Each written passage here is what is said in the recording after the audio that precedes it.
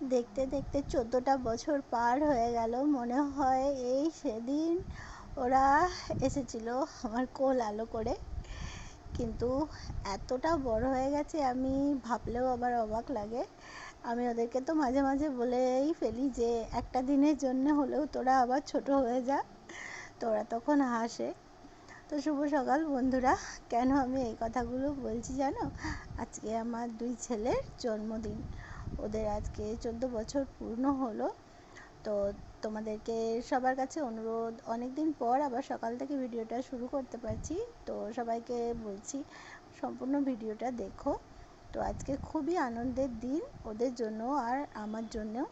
ওরা কিন্তু একটু মানে মন খারাপ করেই কদিন আগে বলেছিল যে মা এবছরের জন্মদিনটা করতে হবে না, থাক। তারও একটা কারণ আছে, কারণ তার ঠিক 3 দিন আগে আর ভিডিওটা ছাড়তে একটু দেরি হয়ে গেল কিছু সমস্যার কারণে।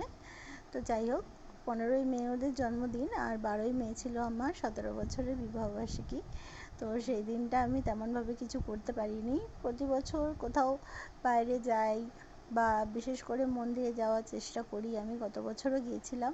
তো সেই কারণেই ছেলেরা বলেছিল যে মা তোমার ওই দিনটা খুব মন খারাপ ছিল আর বিশেষ করে কোথাও বেরোতে পারিনি, এই কারণে আমার শরীরটা খুব খারাপ ছিল। কদিন ধরেই শরীরটা খুবই খারাপ। আর ওই দিন এতটাই জরুরি কাজ ছিল মাম্মুর ভাবি, ও বাড়িতে থাকতে পারেনি। সেই জন্যই বিশেষ করে আমাদের কোথাও বেরোনো হয়নি আর কি। তো ওরা যে এইভাবে বলবে যে মা আমাদের জন্মদিন করতে হবে না, আমি সত্যি ভাবতে পারিনি। আমার খুব কষ্ট হচ্ছিল, কিন্তু আমি আমার মতো করে ওদের জন্মদিনটা আজকে পালন করছি। তো সকালবেলা ঘুম থেকে উঠে মাম্মুর বাপি সমস্ত ঘরের কাজটা সেরেছে। আর আমার শরীরটা কদিন আগে এতটাই খারাপ ছিল, আমি মানে সকালবেলার দিকে উঠতে পারতাম না। আর নার্ভের ওষুধগুলো খেতাম, তো সেই জন্য আরও বেশি কষ্ট হতো আর কি। প্রচুর ঘুম পেতো, একদমই উঠতে পারতাম না। তো আজকে যে অনেকটা ভালো আছি আর নিজের হাতে ওদের জন্য রান্না করতে পারছি, এটাই আমার কাছে মানে অনেক বড় পাওয়া। আর ভগবানকে অনেক অনেক ধন্যবাদ। তো সকালবেলা বাজার টাজারও করে নিয়ে এসছে। আমি বললাম আমার জন্য মাছ এনো না, ওদের জন্য মাংস এনেছে।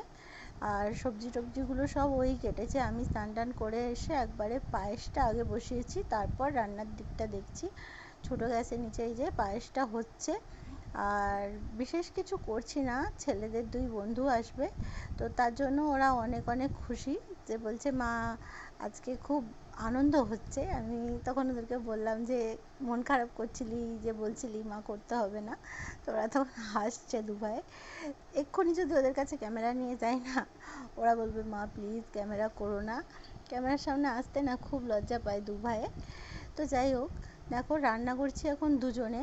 আমি স্নান করে এসে চুলটাও খোলার সময় পাইনি, আর এদিকে দেরি হয়ে যাচ্ছে। আর ওদেরকে তখন থেকে বলছি যে তোরা এবার স্নানটা করে আয়, রেডি হ, তোর বন্ধুরা আবার চলে আসবে। বলতে বলতেই ওর বন্ধুরা ফোন করেছে, ওরা এখন স্নান করতে গেছে হয়তো, আমি এখনও বাইরে যাইনি। তো আমি এদিকে মাংসটা কষাচ্ছি আর মামুর ভাবি বললো তুমি একা পারছো না। ও গেছিলো একটু কাজে বাইরে, তো এসেই আমাকে হেল্প করছে। ও সকাল থেকে অনেক অনেক কাজ করেছে। ও যদি আজকের দিনটা ছুটি না নিয়ে বাড়িতে মানে না থাকতো, তো আমি সামলে উঠতে পারতাম না। এই দেখো ঘেমে নিয়ে স্নান করে গেছে। তো বলছে যে তুমি ওদিকে মাংসটা কষাও, আর পটল চিংড়ি বানাবো, সেই জন্য ও এইদিকে ছোটো কড়াইতে মশলাটা কষাচ্ছে। তো যাই ভাবলাম তাই। ঘরে এসে দেখি ওরা স্নান করে চলে এসছে। তো বন্ধু যেহেতু ফোন করেছে যে তোরা এগিয়ে আয়, আমরা চলে এসেছি, তো যাবে ওদেরকে আনতে। এই দেখো আমাকে হাত দেখাচ্ছে, বলছে মা ক্যামেরা করো না। আর এই দেখো আমার বড় ছেলে চলে যাচ্ছে, আমি যা ওর দিকে ক্যামেরাটা ঘুরিয়েছি। আর মাম্মা জানো তো আমাকে মশলা বেটে দিচ্ছে। মশলা বাটা বলতে সমস্ত কিছু বাটা হয়ে গেছে মেশিনে, শুধু পোস্তটা বাটতে ভুলে গেছিলো ওর বাপি।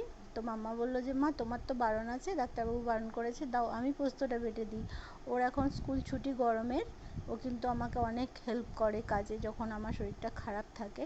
তো এই দেখো সমস্ত সবজি টবজি ও কেটে একদম রেডি করে দিয়ে গেছে। আর আমি এখন মানে রান্নার দিকটা পুরোটা সামলাচ্ছি, তাও পেরে উঠছি না। ও আমাকে হেল্প করছে অনেক। আর এই যে বললাম সকাল থেকে সমস্ত দিকটা ও সামলেছে। তো মাংসটা পারছিলাম না আর নাড়তে, কড়াই পুরো ভর্তি হয়ে গেছে। ও বললো দাও আমি করছি, তুমি যাও গিয়ে শাড়িটা পরো, ওর বন্ধুরা আবার চলে আসবে আর ওদেরকে পায়েসটা প্রথমে দেবো, সেই জন্যই। তো এখানে একটু বলে রাখি যে আমার বিবাহবার্ষিকীটা মানে বললাম যে ও বাড়িতে ছিল না, তো তারপরেও জানো তো কী হয়েছিল, অনেক রাত্রি প্রায় 11টার সময় আমরা দুজনে বাইরে গেছিলাম ও কাজ থেকে ফিরে আসার পর। তাও হয়তো যাওয়া হতো না, যে একজন বিশেষ মানুষ আছেন আমার জীবনে যিনি আমাকে মেয়ে বলেন, আমার থেকে অনেক অনেক দূরে থাকেন তিনি, সেই গুজরাটে। তো বারবার কল করে বলছেন, উনি বাংলা বোঝেন না কিন্তু আমাকে বারবার কল করে বলছেন, প্রথমে তো আমি কলটা নিচ্ছিলাম না, তো তারপর উনি বলছেন যে না, যে জামাই যত রাত্রেই আসুক না কেন তোরা বাইরে গিয়ে অন্তত আইসক্রিমটা খেয়ে আয়। তো উনি আমাদের জন্য একটা ডিনার প্ল্যান করেন, যে বাইরে গিয়ে ডিনারটা কর। অত রাত্রে যাওয়ার আমার ইচ্ছে ছিল না বন্ধুরা, তো তবুও ওনার অনুরোধ রাখতে হয়েছে, আমরা গেছিলাম। তো ডিনার আর আইসক্রিম ওখান থেকে উনি পে করেন আমাদের জন্য। তো ওই দিনটা এইভাবেই কেটেছিল। আর সারাদিন যে মন খারাপ করেছিলাম না, মন খারাপটা একদম ভালো হয়ে গেছিলো। আর আমার বরের তরফ থেকে ছিল আমার জন্য এক গুচ্ছ গোলাপ আর আমার প্রিয় ক্যাডবেরি।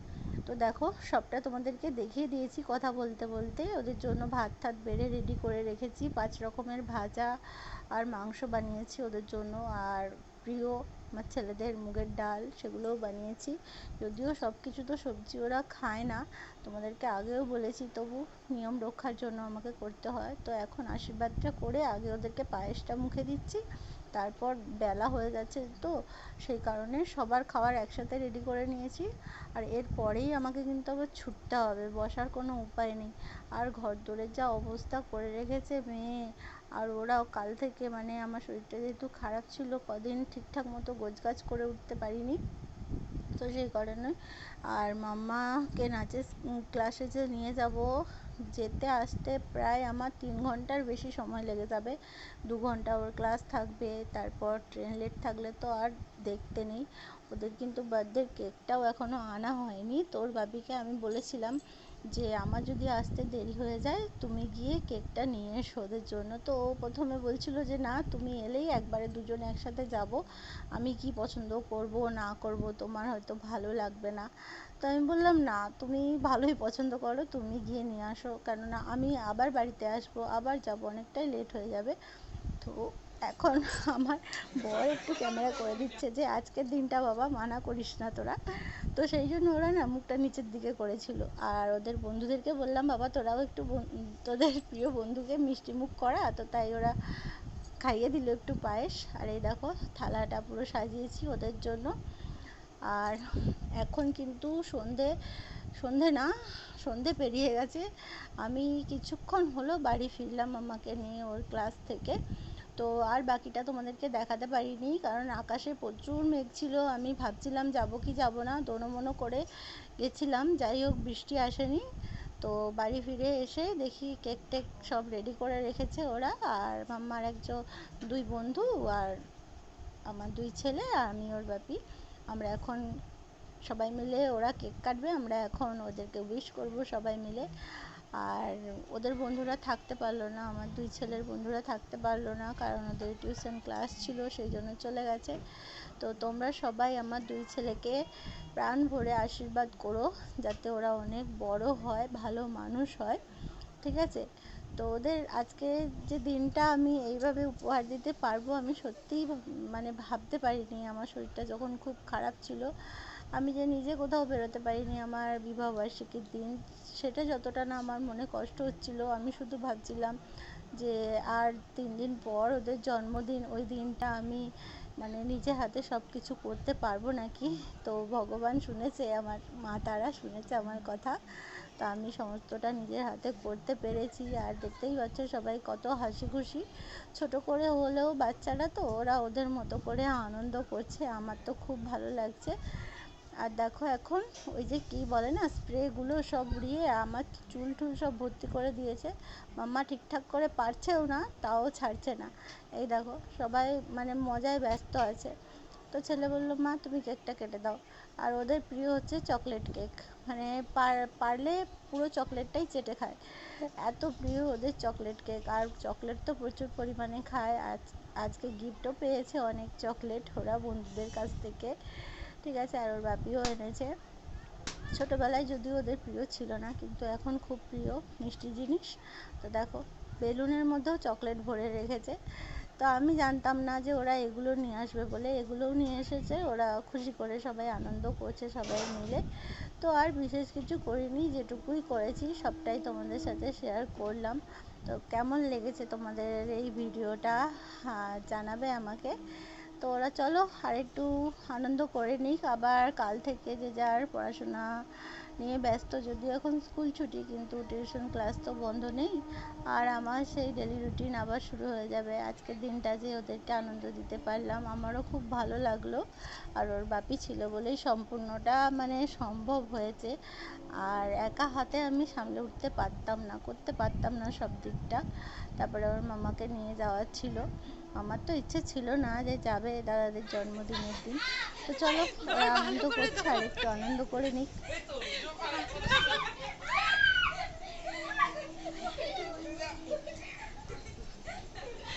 ভালো করে ধর, পড়ে যাবে। বনুর একটা আবদার রাখতে পারছিস না আজকের দিনে? বনু একটু কোলে উঠতে চাইছে। নে নে নে, কেমন খারাপ লাগে বলো করে। ভালো করে বোনকে কোলে নে। আরে এই জামাটা এমন স্লিপ খেয়ে যাচ্ছে। মাম্মা ঠিক করে ধর। দেখ দাদা কতক্ষণ কোলে রেখেছে তোকে, সেই ছোটবেলায় কোলে নিয়েছিল, আবার আজকে ছোটবেলায় নিতে পারতিস না, এখন তো বড় হয়ে গেছিস, এখন নে। আমার 2 গালে কেক লাগিয়েছে আমার ছেলে।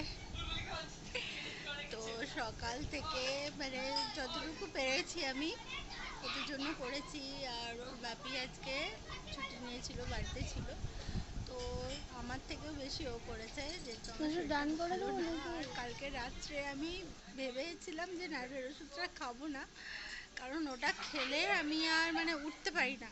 এখন সবাই মানে হই হুল্লোড় করছে, ওরা এইমাত্র কেক কাটলো আমার ছেলেরা। তো ওরা যে আনন্দ করতে পেরেছে আজকের দিনটা, যতটুকু ওর বাপির আমার সামর্থ্যর মধ্যে কুলায়। আর আমার ছেলেরা সত্যি এত ভালো, মানে ওরা অল্পেই সন্তুষ্ট। ওদের 2 বন্ধু এসেছিল, তো সবটা আমি ভিডিও করতে পারিনি, দেখাতে পারিনি তোমাদেরকে। তো একা হাতেই সব দিকটা সামলাতে হচ্ছিল। আর ও আমাকে অনেক হেল্প করেছে, সকাল থেকে অনেক কাজ করেছে, অনেক কাজ করেছে। আর মানে কি বলবো আমি, ওদের খুশি দেখে, আমার 2 ছেলের খুশি দেখে আমিও খুব খুব খুশি। তোমরা ওদেরকে অনেক অনেক আশীর্বাদ করো যেন ওরা খুব ভালো মানুষ হতে পারে, ঠিক আছে? আজকের মতো এই পর্যন্ত, টাটা বন্ধুরা, সবাই খুব ভালো থেকো তোমরা।